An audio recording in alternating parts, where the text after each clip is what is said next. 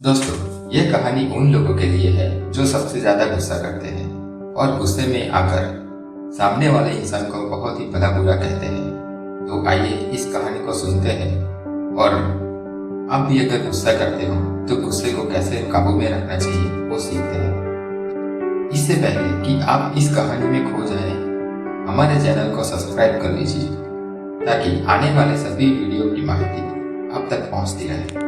एक समय की बात है, भगवान बुद्ध अपने शिष्यों के साथ बैठे हुए थे और उन्हें उपदेश दे रहे थे। तब उन्होंने अपने शिष्य से कहा, क्रोध इंसान का सबसे बड़ा दुश्मन है। क्रोध करने वाला व्यक्ति खुद को भी हानि पहुंचाता ही है, लेकिन दूसरों को भी हानि पहुंचाता है। वह प्रतिशोध की आग में जलता रहता है और अपना जीवन बर्बाद करता रहता है। उनके उपदेश खत्म होने के बाद उसमें से एक शिष्य खड़ा हुआ और बोला, तू एक ढोंगी है, तेरी बातें मनुष्य के रहन सहन से विपरीत है। तू जो भी कहता है उसे अपने जीवन में अनुसरण नहीं करता और दूसरों को यह करने की सलाह देता है। जब उसका वह शिष्य गौतम बुद्ध को उल्टी सीधी बातें कर रहा था, तब गौतम बुद्ध ने कोई प्रतिक्रिया नहीं दी और वह शांत बैठे रहे।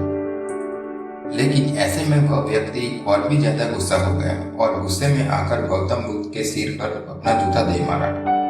उसके बाद भी महात्मा को गुस्सा नहीं आया और वो शांत बैठे रहे। यह सब देखकर उस शिष्य को समझ नहीं आया कि वह क्या करेगा। गुस्से में आकर वह उस जगह को छोड़कर चला गया। जैसे ही वह अपने घर पहुंचा तब उसका दिमाग शांत हो चुका था। दिमाग शांत होते ही उसे इस बात का एहसास हुआ कि उसने कितनी बड़ी गलती की है।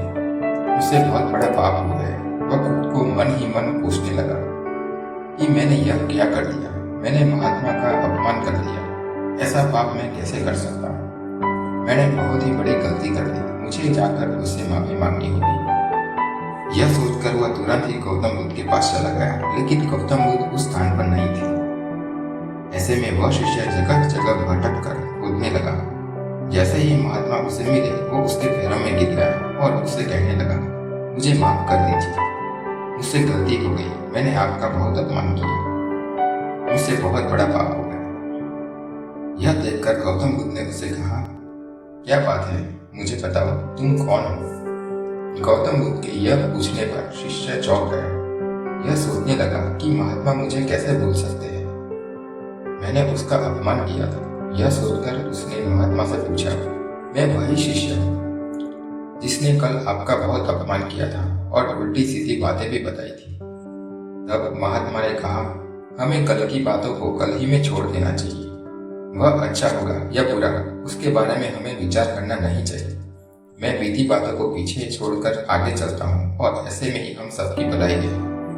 महात्मा बुद्ध ने उस शिष्य से कहा कि तुम भी कल की बात कल पे ही छोड़ दो और आगे बढ़ो। यह बात सुनकर वह शिष्य और भी ज्यादा प्रभावित हुआ और उससे बोला, एक आज से मैं आपकी हर बात मानूंगा और आज से मैं क्रोध भी नहीं करूंगा। दोस्तों, इस कहानी से हमें यह सीख मिलती है कि क्रोध इंसान का सबसे बड़ा दुश्मन है जो उसे बर्बाद कर सकता है। इसीलिए मनुष्य को कभी क्रोध नहीं करना चाहिए। और इस कहानी से हमें यह भी सीख मिलती है कि हमें बीती बातों को भूलकर आगे बढ़ना चाहिए।